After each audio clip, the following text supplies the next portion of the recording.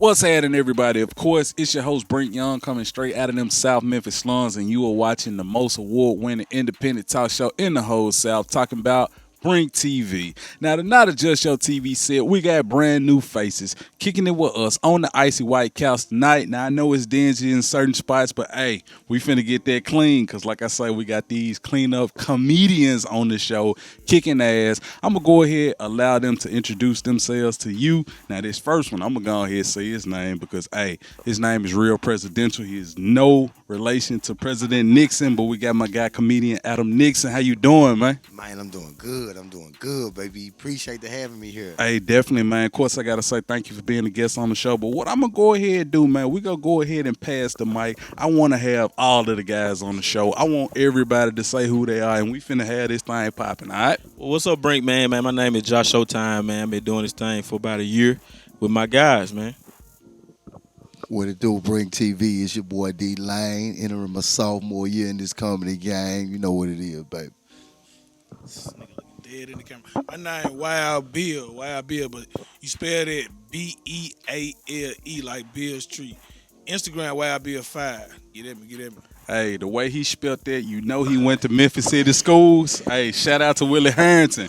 Now, let's go ahead and talk, man, because like I say, I said I'm from South Memphis. A nice little birdie flew in here and told me you from South Memphis too, man. Is that true? I'm most definitely from South Memphis. Most definitely South Memphis, man. From LMG, man, over there with the Morning on College yet. I'm talking about 15 years from the slum, baby. I'm talking about y'all see us now. We going in. We doing mixtapes.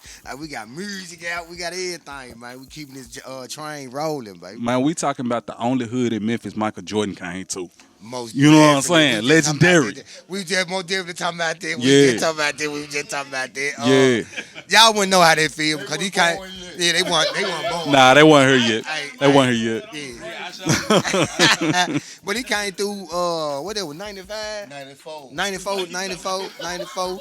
Man, that was just, I was a young buck then. I was about 14, 15 then, you know. But he came to the hood. Yeah. Most definitely. We Michael got a chance to Jordan. see Michael Jordan. MJ, we talking about the GOAT. Hey, no debates, you know what I'm saying? Y'all know what time it is. LJ, you all right, but MJ, see, here we go. Josh, see, he young, you know. He got the milk on his breath. I get it. We gonna talk about it, but okay, I respect that. Kobe definitely number 2. But let's go ahead and talk, man. When did you get your start in comedy though? Man, I started back when I was 26 years old. Okay. At the time, joined the morning show. Back when they had it down there at Jillian's. Back at the Ashley Hayes. Okay, yeah, downtown, Ashley, yeah. Downtown. So that's when I got my first break. Okay. All right, so of course we got to talk about, man, there's so many comedic legends out there. Who were some of the comedians that you were studying back in the day? You talking about fires in Memphis or just period? Period, man. Oh man, we got by me coming up in that area, man, that era, we got Martin, Yeah. we got the Living Colors. Man, we had a our era back then was stupid. Yeah. Man. So I had a lot of people. Will Smith. Yeah. Chris Rock. Everybody. Back in that day, everybody was popping. Yeah. So, but Eddie Murphy and Martin Lawrence, my 2 biggest ones. Man, it's crazy you mentioned that. Definitely shout out to all the people you named. You So Crazy and Raw. Them 2 stand-ups was just ahead of its time. You know what I'm saying? Like, so definitely shout out to them. Now, let's go ahead and transition just a little bit, man, because you be doing show after show after show after show. You just did a show in Arkansas, and then you did a show before you got here. That was at the Timeless Event Center, right? Yes, sir. Man, Yes, what sir. keeps you, like, motivated to keep going with this comedy thing? Because that's one thing that you got to possess is consistency. So what keeps you motivated? Well, you got to be passionate about what you do, for one. For 2, you got to have faith. You understand what I'm saying? So, it's something that I've been wanting to do all my life. Like I said, I'm not a young buck no more. I'm 44 years old now. Okay. I took off, from 26 and all the way up to 40. I just took off writing, studying, learning the game. And since I've been 40, I've been giving the number hell. But, just staying consistency, you got to wake up every day with it. It can't be on you. You got to be in you. Yeah, that's right. You got to live with the hustle. Then, of course, when you got kids and family, Yeah. it's motivation.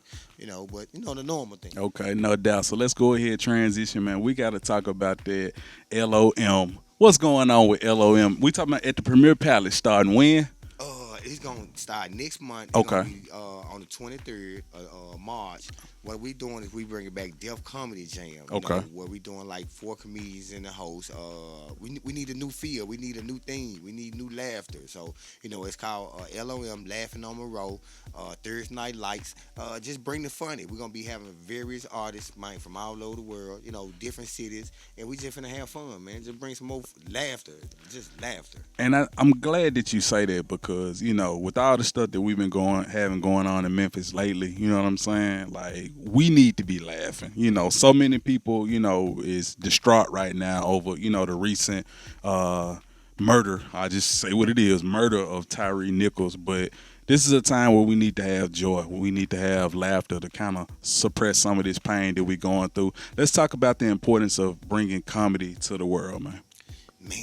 Man, you always like to turn a frown upside down just coming from where I come from. And you don't want to walk around mad all the time. You see what I'm saying? With so much, like you said, with so much going on in the world, with so much going on in our city, we need to reach out to our boys and girls and being able to be better mentors and better fathers and better mothers. So, just we trying to do something. This not about me. Yeah. This bigger than me. Yeah. You understand what I'm saying? It's just like I'm 44, this young man 25. Yeah. I wouldn't be a good mentor if I didn't show this young man how to go about it, what to do, or just my insights. You Right. see what I'm saying? And I learned from him. You see what Right. I'm saying? He just don't. I know he might see a lot of things from me, but he just don't know how much I learned from him or how much he motivate me to do this. You see what I'm saying? Yeah. Because I got a son that's 23 years old. Yeah. So I wouldn't want to see nothing happen to these young men out here when we try to do something for the city, by the city. You know what I'm saying? It's a lot for the city, man. Yeah, no doubt. So let's go ahead, since you say it's not just about you. Let's go ahead, transition to my guy Josh Showtime. We talking about man. Mr. Kobe over here. Hey, come on, definitely man. gotta say, Hey, definitely gotta that's my say, era. definitely gotta say R.I.P. to Kobe, Yes, man. man. Yes, sir, I sir. feel like he definitely is one of the best. I can't call him the best because, like I say, Jordan, but he copied Jordan. He modified his game after Jordan. So This is not a debate show, so Okay. I'm gonna let you have that because Okay. I got facts with it. But, this what I'm saying? is it's cool. ESPN right now. It's You cool, know what I'm man. saying? You know what I'm saying? All I gotta say is, man, look at his competition that Jordan had to go against. Yeah. That's all I'm gonna say in the finals. So it's cool. He won them, but just look at his competition. Yeah, okay. That's all. Yeah, okay. Yeah. We'll Yeah. chop it up though. We'll chop it up. We'll chop it up. We'll yeah. chop it up. We'll chop it up. So we got to go ahead and get into you, man, because like I say, I've been seeing your work for quite some time now. You doing your thing. Like, let's go ahead and get into you. How did you get into comedy? Like, when did that comedy bug bite you? Man, it happened in college in Southwest. Shout out to Southwest, man. I still owe them. You know what I'm saying? Tennessee Promise. Man, I was always clowning around, and just doing impressions of people and being, just being crazy, not going to class. And I was like, man, I really want to do this because my person that I always grew up watching was Ricky Smiley. Okay. You know what I'm saying? Because, I grew up different than my guy. I couldn't really hear the cussing too much. So, I got you. They used to kind of beep it out. So I used to always watch, BT Comic View. Yeah. And I was like, man, I want to be like that because I love hosting. I love just controlling a show. And that what just really got me started. Just everything. I was like, man, I want to do that. I love that attention because I'm a Leo.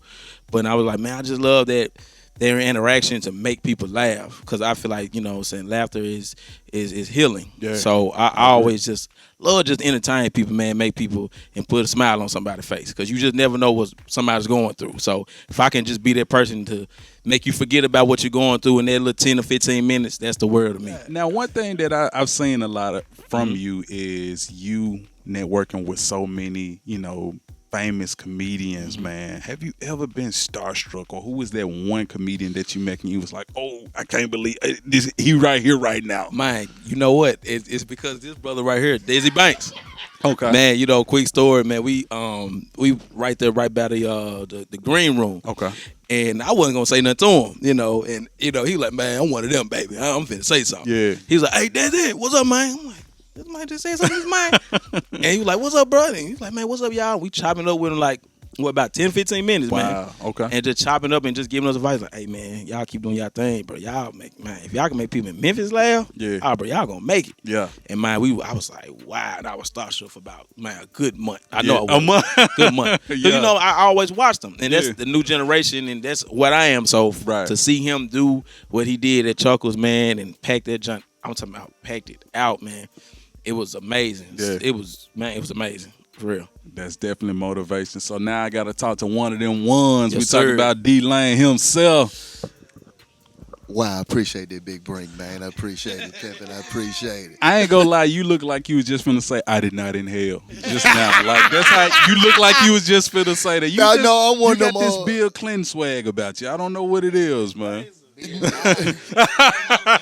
No, I'm one of them traditional hood comics, man. I can speak good English, and I'm real hood with it, man. Let's talk about you, man. Where you from, man? Man, I'm also out of South Memphis, Tennessee, just like both of you guys here. Yeah. No doubt, man. So let's talk about high school, man. Were you doing comedy in high school? Were you playing sports? What you had going? Man, I went over to D. Hamilton High School back in the day. I did a little hooping, and I was one of the best checkers. So it started with checking and me winning most with it when I graduated. Okay. Let me feel like, I might can do this Yeah. shit. But I took some years off, got in the game, and met up with these three brothers, and we've been on their ass, man. Ever since. So let's talk about, like, what are some of the challenges that you face being a comic, man? Whoa, man. I know people be stealing jokes. I know that. Okay, well, it started, when I first got in the game, like, the vets, they weren't real welcoming to me. But I ain't let that get to me. Then I jumped back in the game. It was the same reaction, but I was one of them. I'm around here like my first highlighted show. I put 150 asses in the seats. Wow. And they had to be like, you know what? He is one of them. Yeah. But I still just don't get the love I deserve, but I'm grinding, and, it is what it is, Big Brink. Let me ask you this, man. For you to put 150 people in the building on your own, Yes. how did that not go to your head? It did a little bit. See, cause how it happened, because like at the same venue before I got there, different veteran comics, they weren't filling it up like I was. Okay. And then the day I filled it up, I'm feel like I got to pay for DJs and security now. These other motherfuckers didn't have to do that. but I understood it go with it, and I just kept grinding. Yeah. And then after I did that, I had some Otis Williams and Keith Sweat shows too. Okay. Like ain't nobody coming to see you Otis. Yeah. D-Line, who came to your show? Nobody. So I had to go through it, but it still make me love this shit so much, and I keep going, fam. Yeah. Hey, who can check you like me? You understand me? My guy D-Lane is out here. Hey, check this out, man. It's your boy Young Dro. Big Keep Promotion present, man. You dig? Pull up on me Saturday, Easter weekend. We're going to have a jump off citywide polo bash. You dig what I'm saying? Doors open at 10 p.m. We're going to be at the Excitement Lounge, man. You dig? Pull up on my piece. Not omit Wild Bill. Hey, Don't we play talking with it. about He one of them Bill too. Street. Hey, he finna kick y'all ass with this comedy. What's happening with you, homie? Man, what's going on? Everything good? Man, everything is amazing. Now, one thing about you recently did the pound cake 10-pound commandments at the Orpheum, though. We're not talking about hole in the wall. We talking about at the Orpheum. Hey, man, so what was that experience like for you?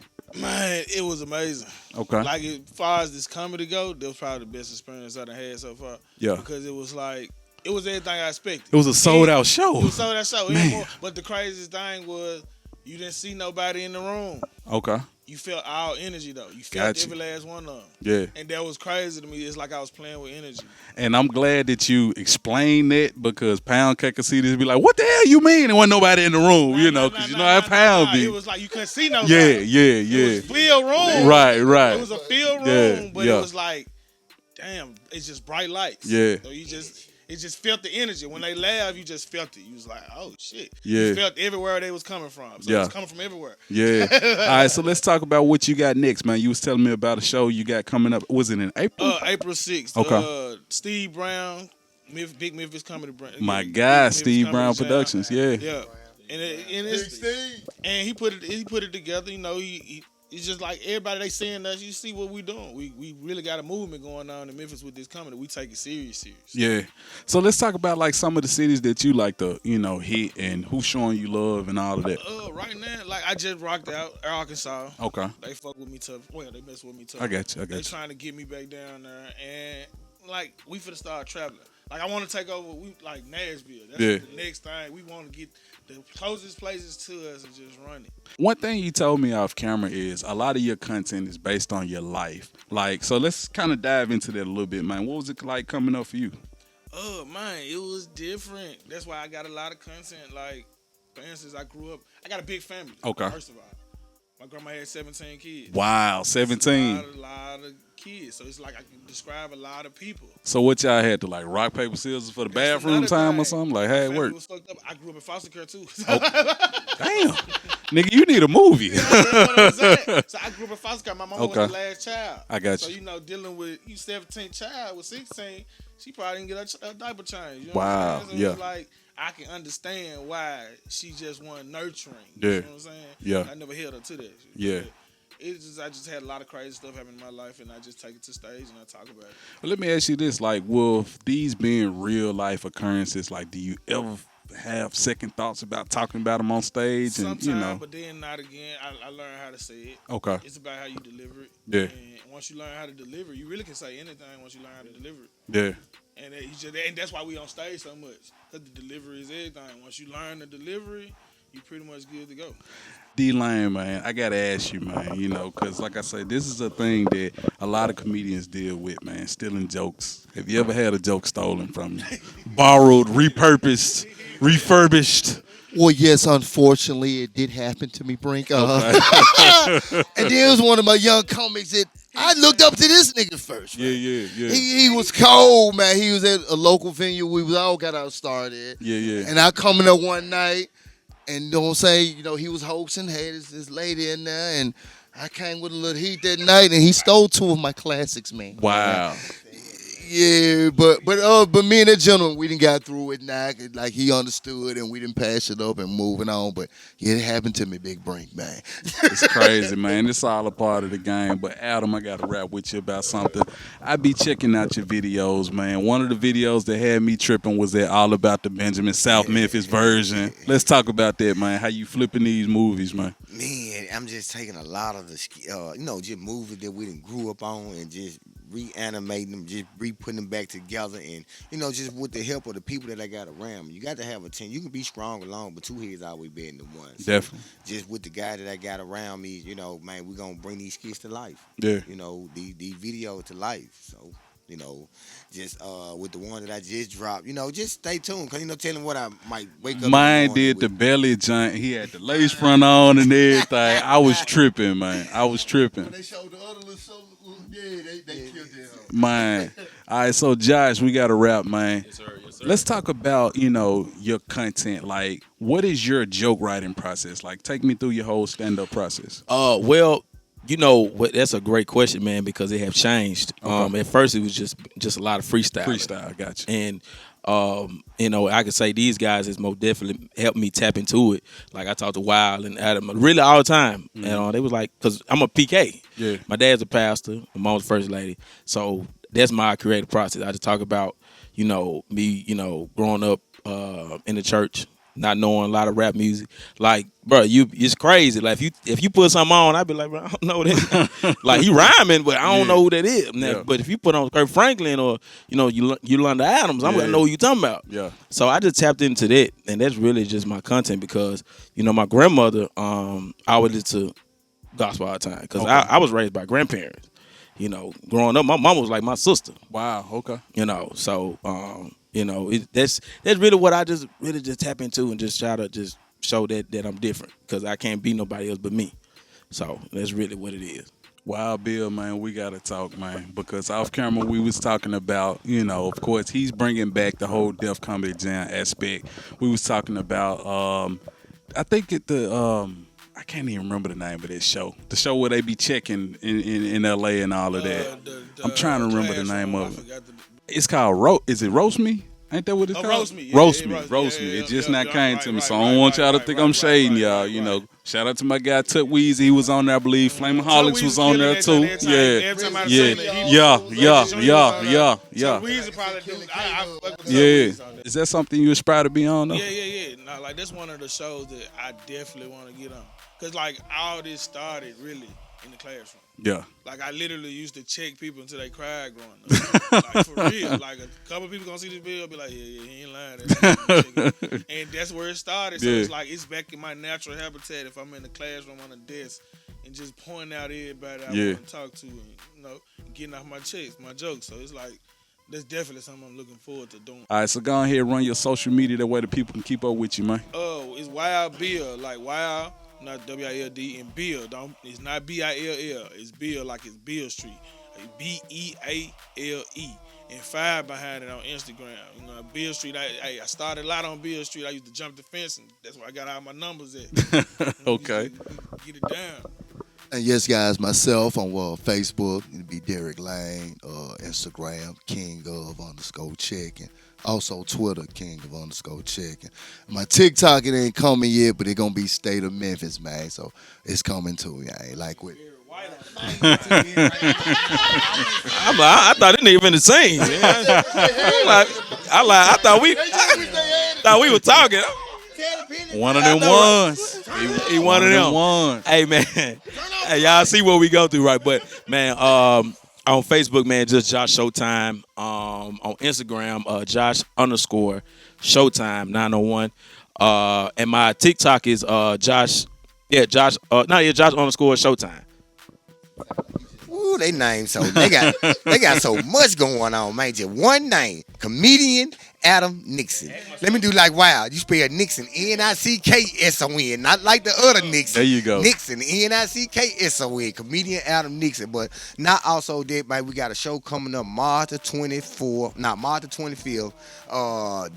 Basil, my boy Basil, the 25 installment, the Rated R comedy show. We got Tania Stout performing. Man, we got Jason from St. Louis. Man, we got Flamaholic, myself, Big Mickey from LA.